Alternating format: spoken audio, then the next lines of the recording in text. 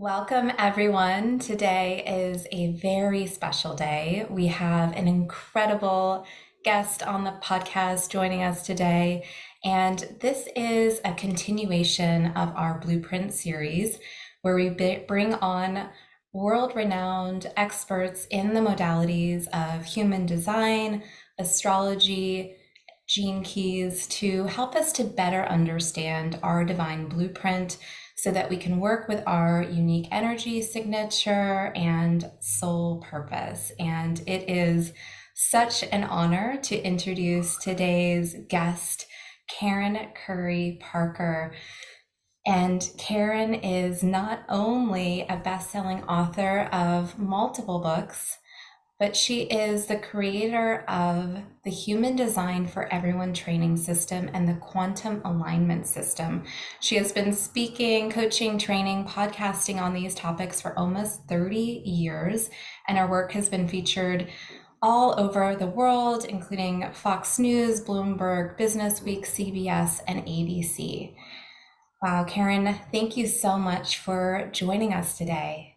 I want to start by asking you what your design is personally and how you got into this, using this tool in your work that you do. So I'm a manifesting generator. And my story with human design is kind of a long story because I've been sharing human design and teaching human design since 1999. I really always tell people human design found me, not the other way around. I definitely wasn't looking for it. I was at the time when human design found me, I was raising my 4 kids in a Houston suburb. They were little, they were like 5 and under. And my husband at the time went on a spiritual retreat to Sedona, Arizona, and he came back with a chart. And I saw that chart, and a lot of people have this experience with the chart. I literally I saw it and I just started to cry. And I just knew I had to know everything I could learn about this chart. So I ran my chart. In those days, you had to wait a couple of days to get your chart back in the email. And I saw my chart and it said manifesting generator, which upset me even more because I was like, wait, I'm not a generator and I'm not a manifester. What am I? Right. And at that moment, I just said, that's it. I'm going to go learn everything I can about this. So at that time, the place in America to learn about human design was in Sedona, Arizona. So we put the house on the market. We literally sold the house within 2 weeks, packed everything up, and hit the road with the kids and went to Sedona, which is not where the story ends. It's actually kind of where it starts. So when I got there, my youngest son, who was 3, had an ear infection. So we went to the pediatrician's office. I went into the pediatrician's office and came out after his appointment with this kid on my hip. And across the hallway was a door. And on that door was the human design symbol. So I thought, well, I'm just going to go in here. So I opened up the door and there was a giant desk and a little woman behind the desk. And she said, oh, did you come for the job? And I said, well, yeah, I did. So it turned out that that was the headquarters for human design in America, Human Design America. And I was hired there and worked for Human Design America for a few years and had the privilege of being able to train and learn personally from Ra Uru. This is pre-Jovian, everything that was available in terms of materials and things that I could study and learn about human design. So that was the beginning. Wow, what an incredible story. I have full body chills as you share that because it's such a soul contract almost and calling for this incredible modality. Mm-hmm. And you've really brought forth such a new and innovative way of approaching this system with the quantum human design. And I love to explore, how that downloaded for you. That's a good word.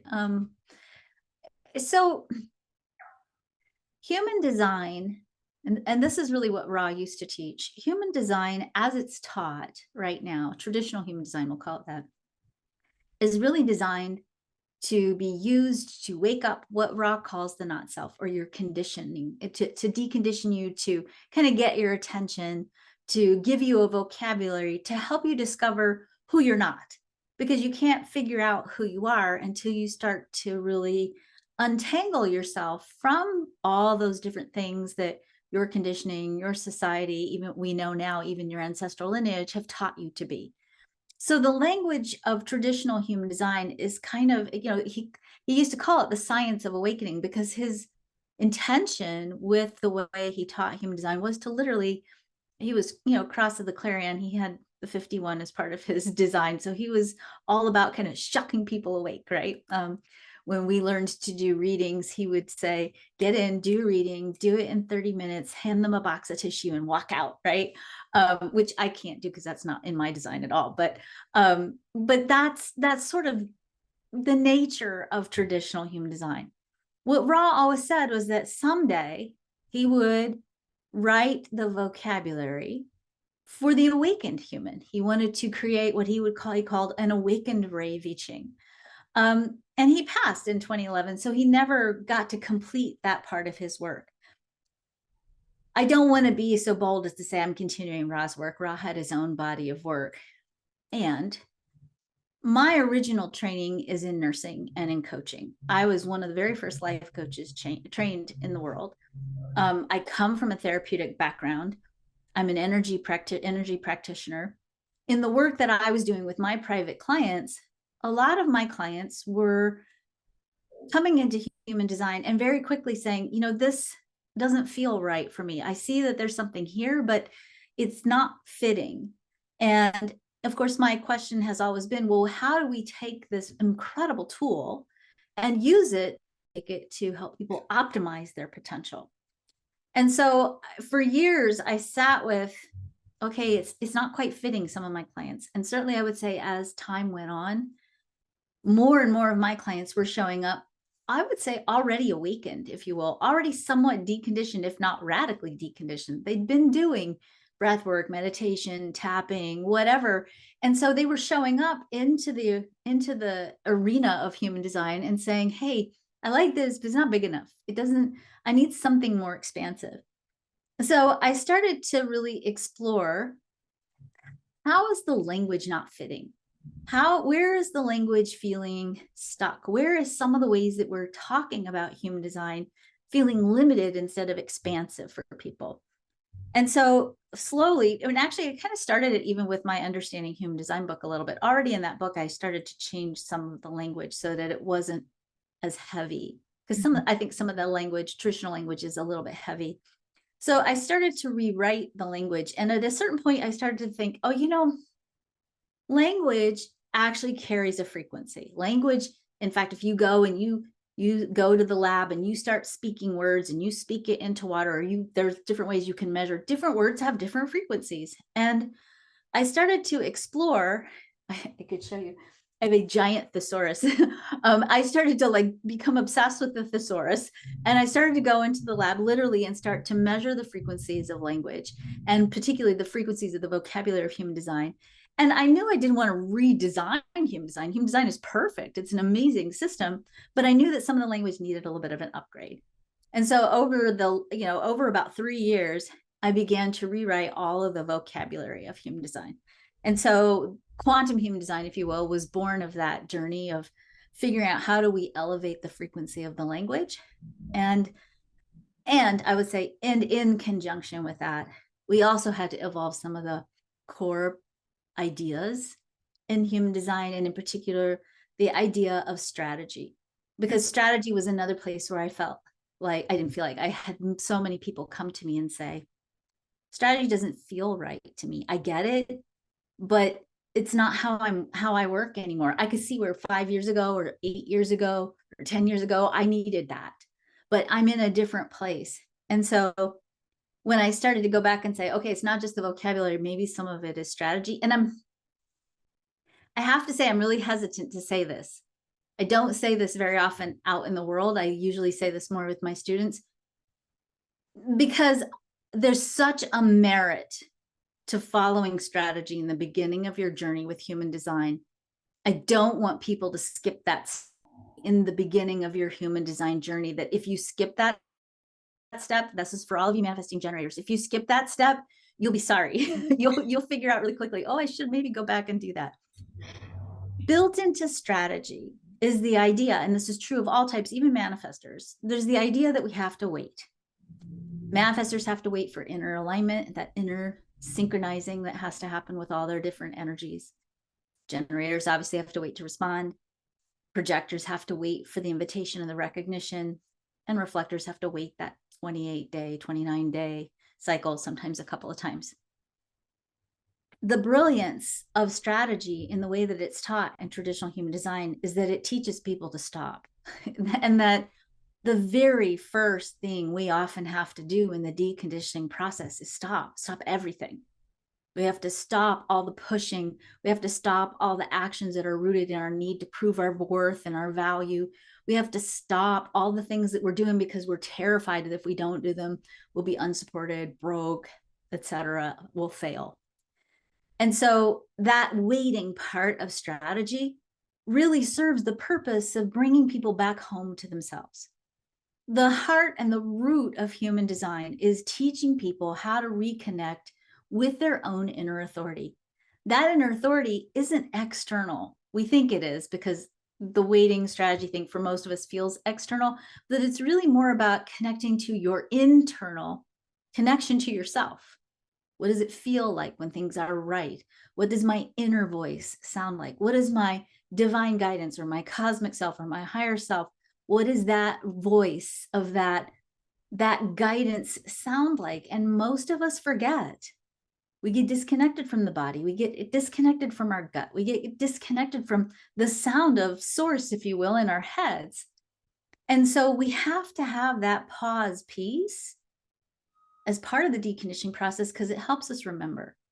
And in a lot of cases, it helps us heal. And in particular for the projectors, it helps us heal our sense of self-worth. That's true for all of us, but for the projectors especially, if that sense of self-worth isn't strong and solid, is a projector, you're going to go out in the world and you're going to take any invitation you get because you got one, right? And you won't take care of yourself. You won't value yourself enough to say no or to rest. And so that waiting piece and that reconnecting with that inner wisdom piece is essential. But once that's over, once you really get back in connection to your own inner authority, then the waiting doesn't have to happen in that same way. You're able to then actually go into the shower and get a download, if you will. And you, as I said, you can't skip that deconditioning piece because otherwise you're going to be lying to yourself unconsciously, not on purpose, but you'll get confused still about, is this my conditioning or is this source? But once you go through that process of really saying, oh, I remember what I sound like inside. I remember what my body remembers what truth feels like. When you go through that piece, then strategy itself starts to change. You're no longer having to wait the way that you used to have to wait in the beginning. Does that make sense? Yes, it's so beautiful and such a helpful reminder. And I want to go back to something that you shared in the beginning, which was when your husband brought home his human design We're way program. back in the beginning. Okay. That you actually, started crying. There was such a profound, palpable connection. And I've heard you describe it as, looking at one's chart, you have a better understanding of one's soul curriculum. And I'd love to just explore what are some other insights that one can receive by understanding their chart. Mm. I love that question. So, I talk about the chart as being your soul curriculum. It's a really beautiful way to codify why you're here. I have to just really say, because I think we have to be really mindful when we talk about human design, especially any of us who are in a teaching position with human design. Again, the root of human design is not for people to follow what I say or anybody else says. The root of human design is for you to feel what resonates as truth for yourself and follow that. So I really wanted to say, this is the world according to Karen. And any of you who may be watching or listening, you'll have your own worldview. And if you resonate with mine, awesome. And if you don't, mine's not absolute truth. There are innumerable truths available. You get to find your own truth. So go with where you resonate and what feels right to you. But in Karen world, that was the great signifier there. In Karen world, I think we come here to learn. I think it's a really unusual and beautiful place where we get to embody giant energies in this very specific, kind of condensed way, right? We have some really unique things available to us on this planet. We're third dimensional. That's a pretty unique thing in the cosmos. The soul the chart outlines kind of what I call a core conundrum. Every chart has some aspect that's in conflict with another part of the chart. So let's say, for example, I'll get technical here for a minute. If you have a lot of individual circuitry in your chart, if you're here to be different, and you have hanging gates in your chart that are tribal, that long for connection, it sets you up to have an entire lifetime of exploring, how do I make peace with the uniqueness that is me and still also be in a place where I feel and allow myself to be supported and in community with others. And recognizing that when that doesn't happen, and it's hard when you have a lot of individuality and tribal circuitry, when that's not happening, it's not personal. It's not because you suck or you're not worthy or you're not lovable. It's because you're just not in the right place with the right people. And the more you hold your value and know yourself, the more you pull into your experience those right people. So the chart codifies this beautiful curriculum, and it makes it so much easier to understand what is it all about. If we don't have the chart, and many of us didn't have charts for big chunks of our lives, right? And you start to have adventures in the world, and you start to date a bunch of people, and you're like, why do I keep dating the same person in a different body? Or you start taking, sequential jobs that don't work out or whatever. If you don't have the chart in front of you, it can feel a little bit like, wow, if I have to reframe this, there's so many potential things I could be reframing. Is this my ancestral lineage? Is this my self-worth? Is this a thing that happened to me when I was 12? The chart actually gives us a very nice sort of outline, if you will, of, oh, here's this core conundrum that's showing up in my life again and again and again. Every Saturn return, every Uranus opposition, every Chiron return, it's showing up again and again because this is what I'm here to learn.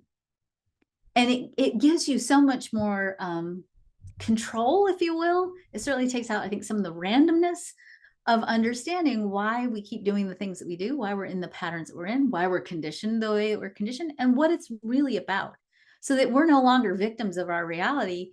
We start to be able to look at our reality and say, oh, here's this beautiful mirror.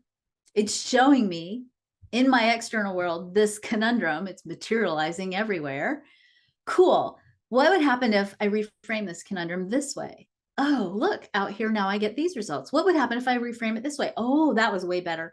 Now, as I'm maturing in my journey and I'm getting a better grip on how to build this bridge in all these parts of my chart, I can see it's giving me more wisdom. It's helping me create better relationships, more peace, recognize support in a different way, connect to my purpose in a more expansive way. Do you feel like there's a connection between human design and the chakra system? I do.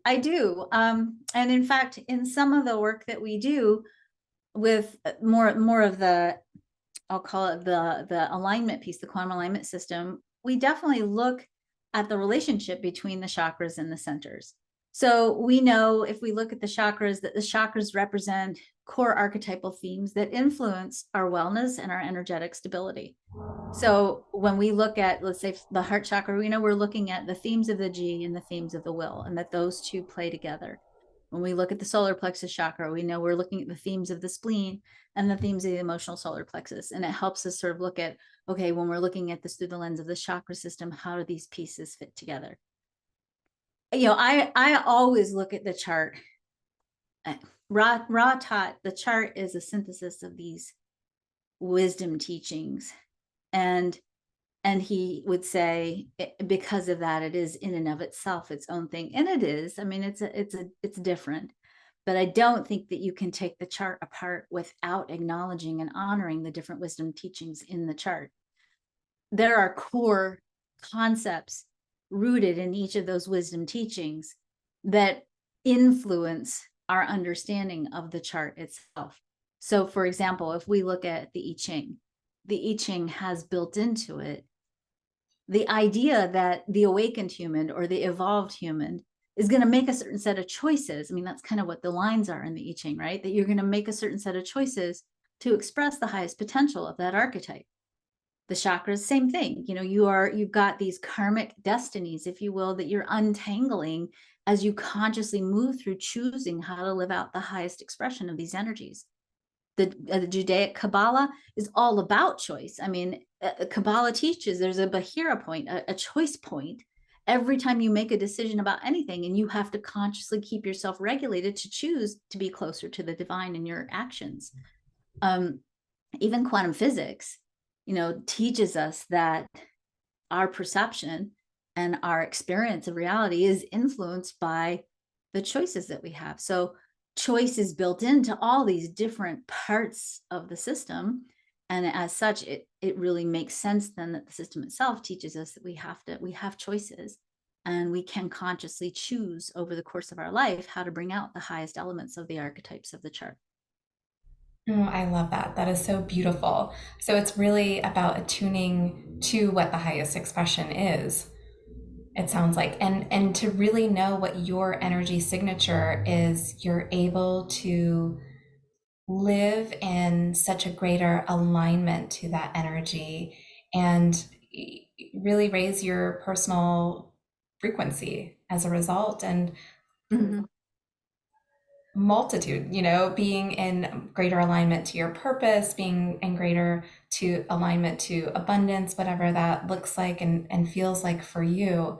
What would you say, in all the years that you have taught and shared this modality with hundreds of thousands of people around the world, what really lights you up in this now moment? About human design. Yeah. So, one of the things that is, I have the gate 16 defined. So I'm going to go now. To me, there's like 12 things. I'll have to weave them all together really fast. The chart is a storytelling tool. If you think of the chart being comprised of archetypes, well, archetypes are just parts of story. We're all living our personal story. And that narrative, that story we tell, is a key element that influences what we choose. The more we take back control of that story, the more we can consciously choose to live out the highest element of the chart. And this is the part that excites me more than anything, the more we tell really good stories about ourselves, stories that encompass the highest potential of the chart, and we move and live and breathe and create into that space, the more we literally elevate our frequency. We move ourselves into a state of high coherence where we are calibrating the electromagnetic resonance field that resides in the G center, the monopole, to create at this high level. If we look at physics, basic physics, not even quantum physics, if we look at physics, we know from physics that frequencies affect each other. High frequencies lift up lower. By the way, not the other way around, right? So the more we embody our authentic selves, the more we take back control of our story, the more we tell a really good story about who we are, the more we learn to influence what we create and attract into our experience, the more we fully occupy the potential of the chart and the high frequency state that's available to us, that highly coherent, highly creative space, the more we not only create for ourselves really amazing lives, the more we create a wave of energy that lifts other people up with us. And so I really believe that human design is here on the planet at this time for that reason, that we are in the process of, and we see this in the story of the solar plexus mutation, we're in the process of dramatically shifting the way in which we create. We're in the process of moving into the potential for us to create from a higher place the solar plexus mutation and the themes brought to us in February, in the incarnation cross of the sleeping phoenix. We see the potential for us to be creating in a state of consistent and sustainable peace. We see the potential for us to be unifying ourselves around common ideals that are designed to help us take better care of each other. we see that we're moving into a whole 400-year cycle where we're learning to create by virtue of our frequency, not by moving the mud of the will center, right? And so the work that's in front of us right now is to get our stories cleaned up, to take good care of ourselves so that we can elevate our own frequency. And then, it's not even like we have to consciously do this. It's natural when we live and create from that place that we naturally turn around and give that to everyone else around us. That we want to, from that place, when we embody our own enoughness, we want to turn around and give that to everyone else because we understand from that place of enoughness that there's no lack. We're not in competition with each other. We're all in it together. And it benefits every one of us, all of us, for all of us to be lifted together. I love that so much. It is so beautiful what you just shared. And I have so many questions. One thing that I want to ask you is could you touch on the significance of the solar plexus and the sleeping phoenix? Yeah, yes. I'll try to keep it simple because I know that I can go down a rabbit hole with that. So if I get too far down the rabbit hole, just yank me back. So in the original teachings from Ra, he was given a prophecy. And that prophecy said that the chart itself is changing. Now, it's not the first time that the chart changed. In fact, the chart already changed in around the 1780s. And in that first change in the chart went from being 7-centered to being 9-centered. So the heart chakra split into the Jima will, the solar plexus chakra split into the spleen and the solar plexus.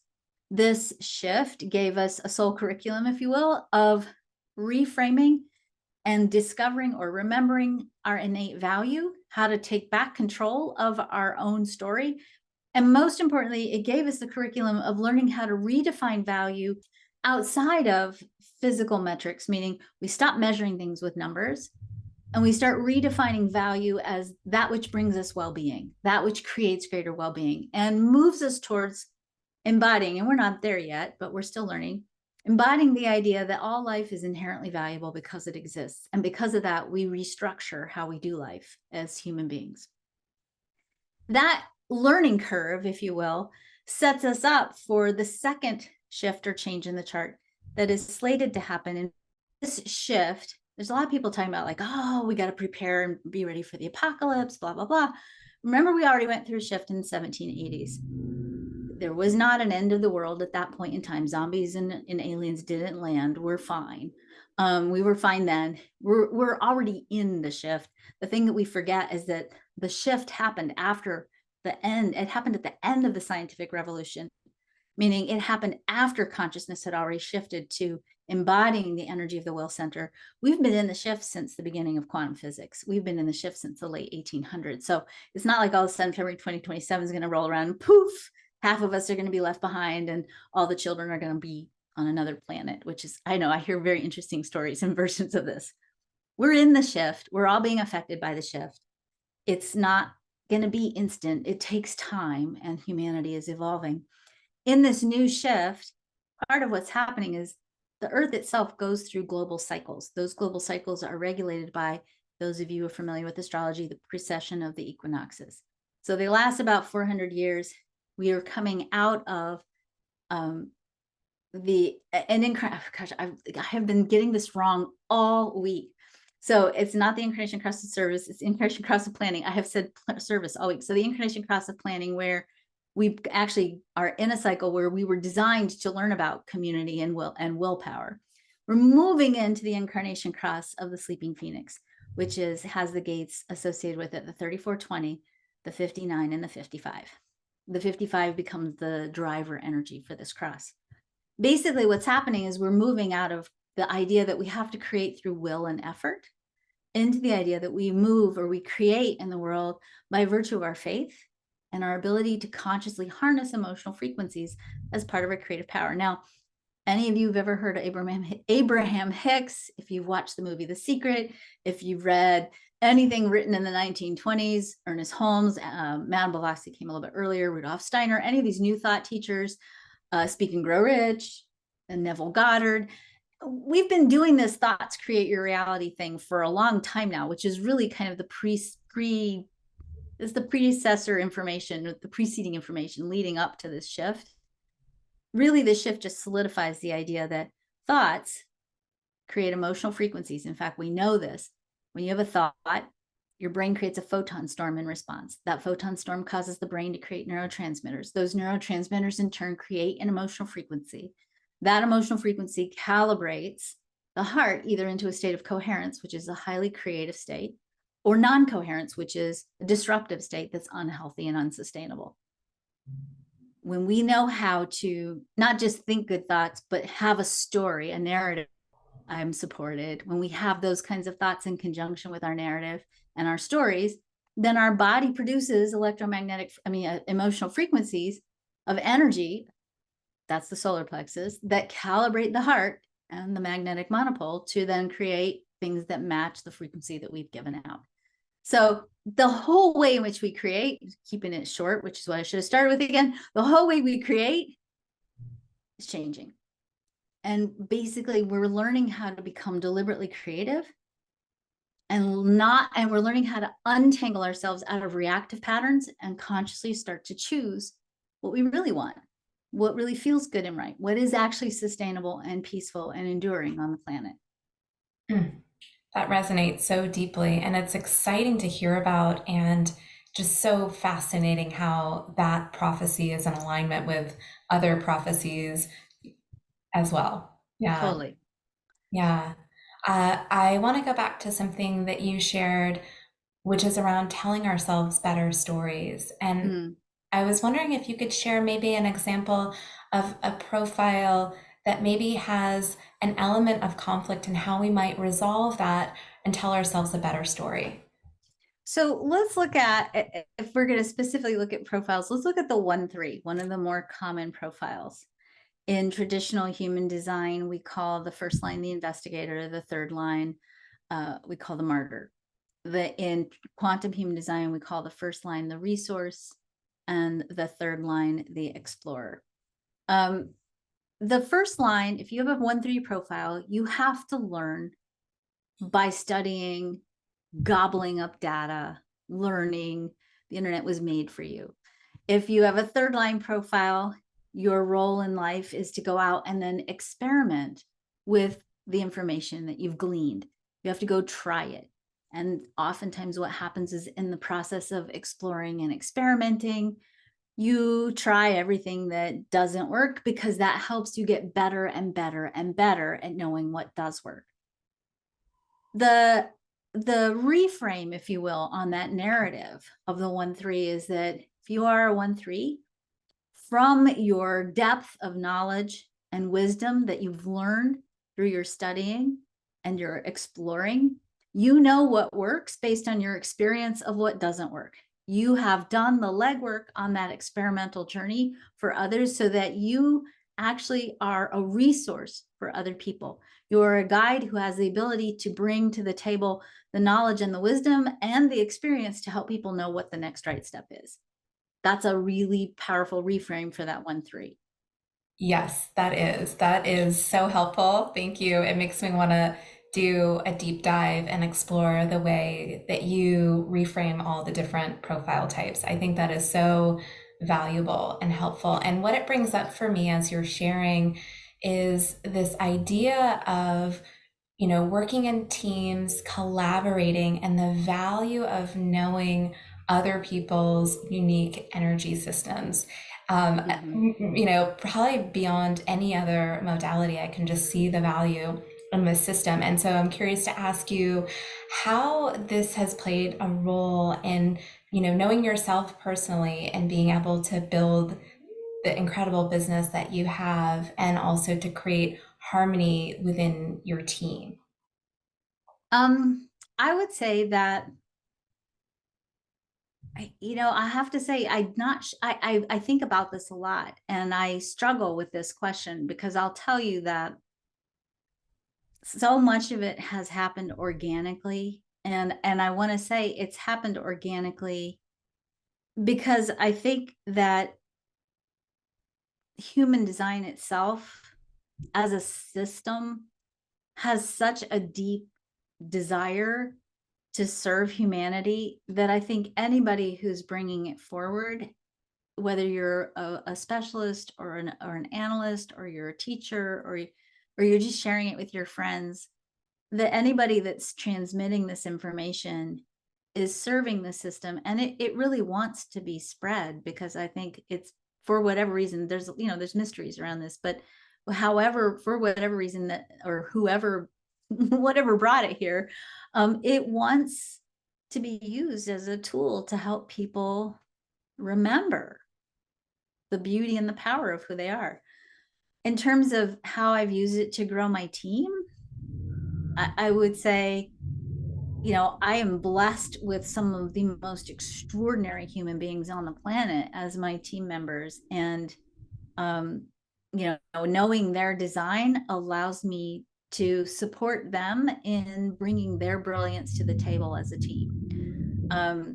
And I could say, yes, we have a lot of projectors, which we didn't have for a lot of years, and they're amazing. We've got manifesting generators like crazy, which good thing we have projectors. We have, I know people's charts. I know their designs. It certainly helps me be most honoring of what they bring to the table. But I have to also add just a little asterisk mark here, Emily, is that people oftentimes talk about, well, what kind of design should I hire? Or what kind of person should I date? And I will tell you, I don't use human design that way. And I don't think anybody should. I think the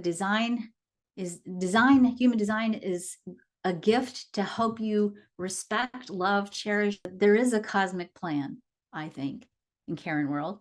And that cosmic plan is going to put the right people in front of you. Those people are either going to be there to teach you something, or they're going to be there to support you and lift you up in your growth in a different way. Knowing their design is to help you honor, love, and respect them in the best way that you can. It is not supposed to be a tool that we use for employment or for dating. Go with what the universe brings you, because that'll be the right person. And then use the design as a tool to help you see them and love them the best way you can. I love that you bring this forward because I feel it's so important.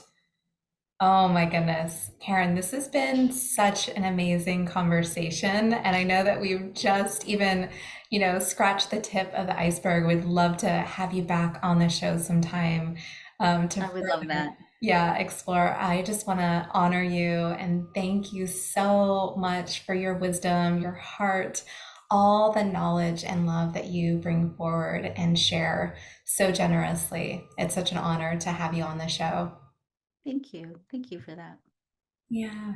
And finally, I would love to ask you where listeners can go to learn more about the coaching and the schools that you offer.